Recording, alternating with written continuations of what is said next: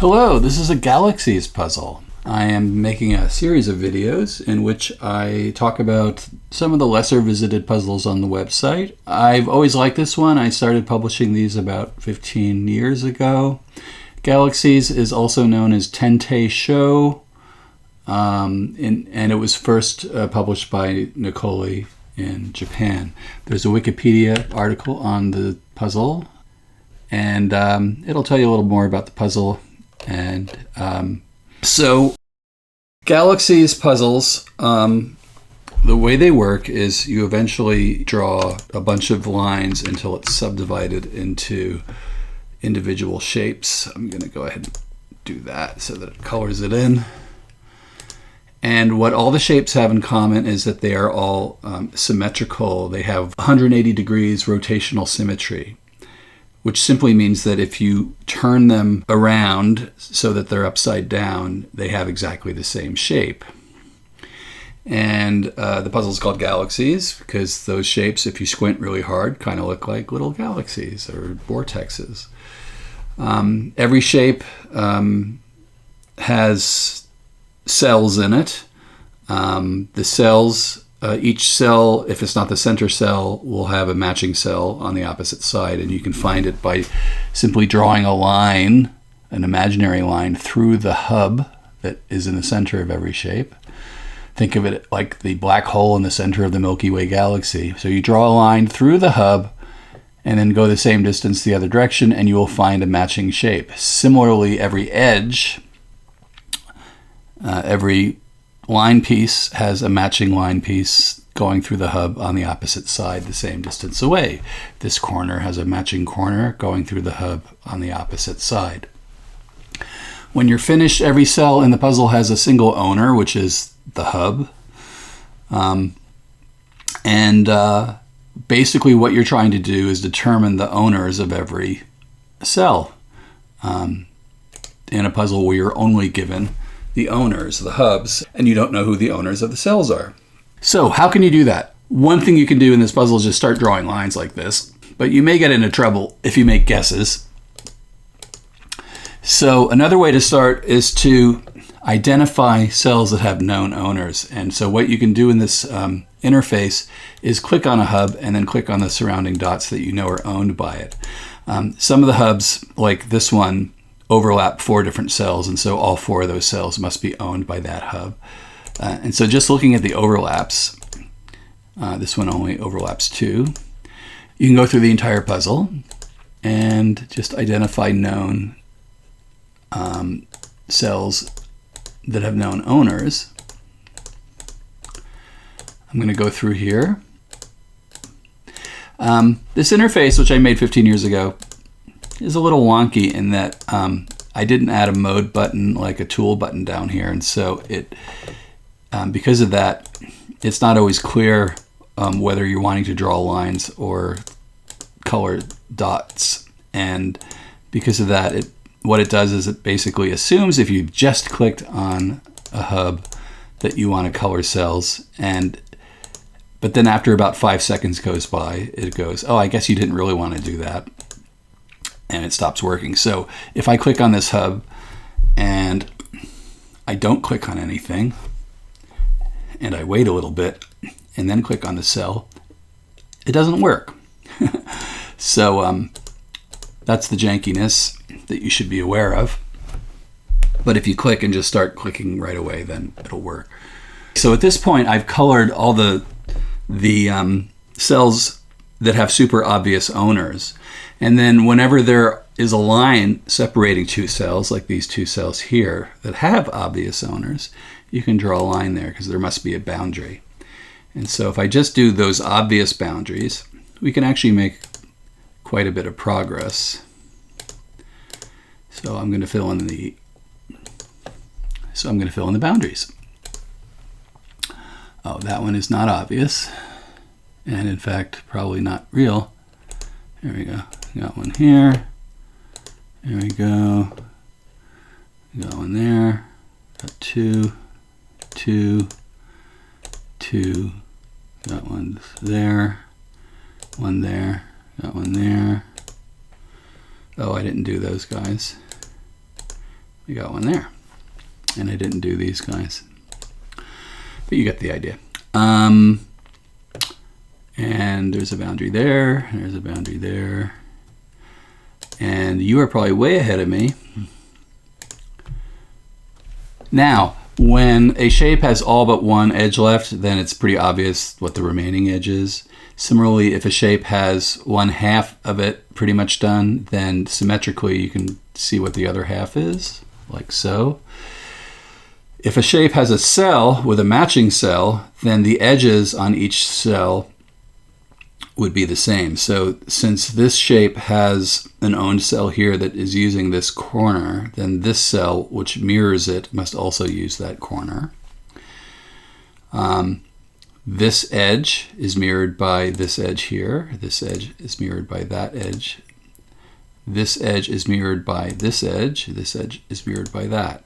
So just doing the mirroring, there's several more edges that I can make. This shape can be finished. I can mirror here. I can mirror there. I can mirror here. That shape can be finished. There's two different owners there, and then I can mirror. That can be finished. That can be finished. This edge is mirrored here. Now I can see that these two cells are owned by this guy, which means they must have partners over here. This can be finished. This whole block is mirrored. Okay, and now I can see that this cell up here only has one possible owner, which means it has a complement down here. This cell can be mirrored down here, like so.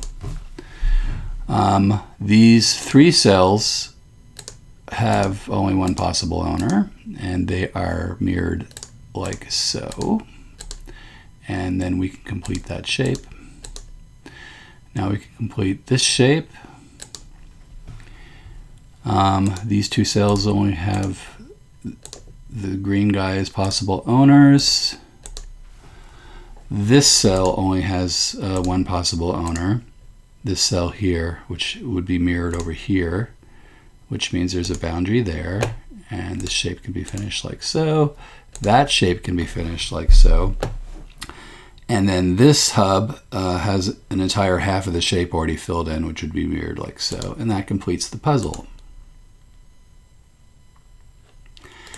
Now I'm going to do one more. Let's do puzzle 6. And now I'm not going to do the coloring that you just saw me doing. I normally, when after you've done a few of these puzzles, you may not need the coloring as much, or you'll use it more sparingly. I can see here that just due to obvious boundaries and potential mirroring, that these shapes can only be done one way. Same here. These two sides are mirrored. That edge is mirrored. I often start just by going around the edge of the puzzle and doing obvious mirroring, as well as obvious divisions and mirroring. That one can only be completed that way. This edge here is mirrored down here. That shape can be finished. This edge is mirrored here, and then mirrored through here to there. These two edges are mirrored here, finishing that shape. I don't yet know if this is owned by that guy or by this guy, so I'm going to leave it alone for now. I do know, or actually I do know, because there's a border here. So when there's a border separating two cells, they must have different owners.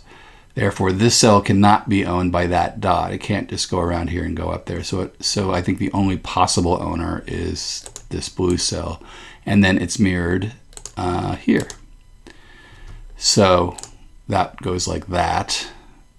I don't know who owns this cell, but I can see that this cell, the only possible owner is probably this guy, because I don't think, if this were to come around and be owned by that, it would have to have a matching one that would come down here, and it can't.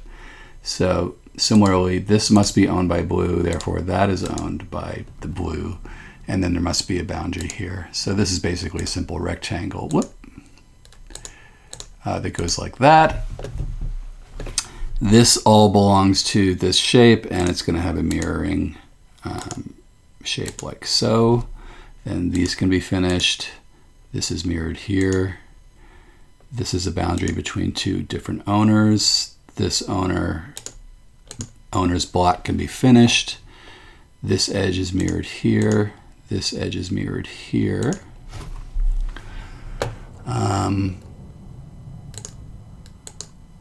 Mirroring.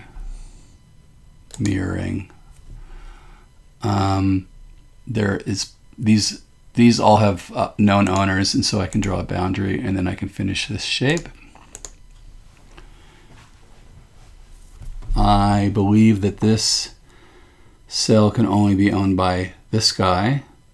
It can't be owned by that because it would have to have a matching one way over here. So that's owned by that, which means that is owned by that, and that has a boundary. This has two edges, so this must also have two edges. These two are mirrored here like so. This cell cannot be owned by this guy because of this boundary, and so I think the only available owner is that guy, who's also going to own that one. But this guy can't own that one due to this boundary, so that must be owned by the blue. And I think we've got a boundary there, and the blue is finished like so. These two lines would be mirrored up here. I don't know how far this goes. It might go further down and further up, so I'll leave it alone for now. I can see that I've got ownership there. I can see that this can only be owned by this guy, because if this guy owned it, it would require it to go in there, which it can't do. So that's going to have a partner there. This cell can only be owned by this green, which also owns these ones. There's a boundary there, which we can mirror there. This boundary we can mirror here. And I think that goes like that. It's the only way to complete it, which allows us to complete this. And now this must be finished like so.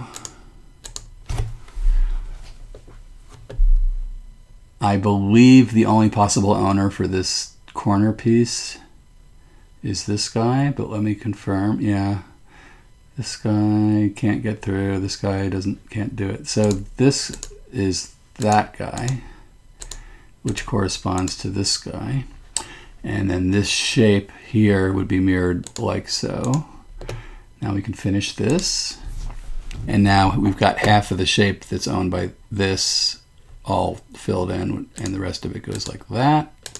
And that's the puzzle.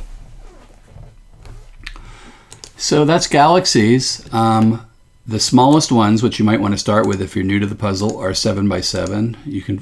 These are like potato chips. You can do them pretty quick. And then there's like these big giant ones that are 21 by 21, which take a little while longer, but they're very pretty when you're done. So enjoy the Galaxies puzzles, and I'll see you soon.